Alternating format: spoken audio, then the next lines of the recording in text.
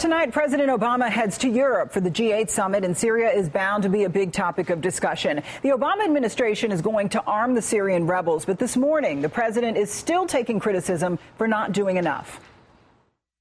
It's a powder keg for the region. Our policies are not working, and AK-47s will not neutralize the advantage that Assad has over the rebels. We need to do more. We need to create a no-fly zone to neutralize the Assad's air power.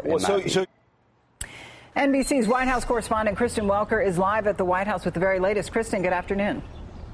Mara, good afternoon to you. Well, you heard Senator Graham there talk about and call for a no-fly zone. And I can tell you that White House officials are not eager to implement a no-fly zone, in part because U.S. officials say it's expensive. They also say the terrain in Syria is tricky, so it's not clear that it would have the desired impact. But as you pointed out, the president is getting a lot of criticism for not taking enough action and for acting too late. Earlier today, Chief of Staff Dennis McDonough was asked directly if the administration would consider providing heavier weapons to the opposition forces, which would include a no-fly zone. Here's how he responded to that question. Take a listen.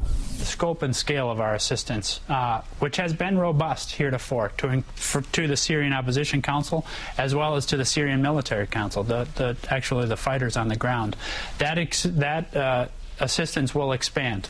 The scope and scale of that assistance will expand.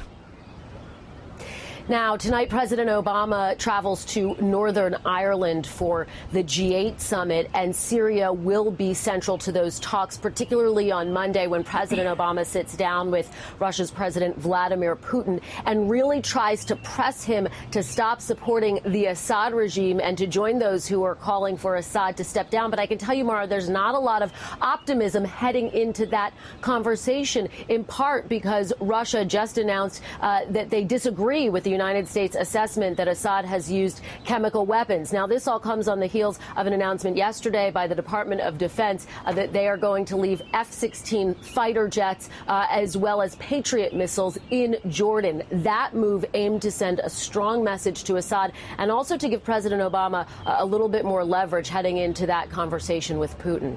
Mara? All right, Kristen Welker live at the White House. Thanks so much.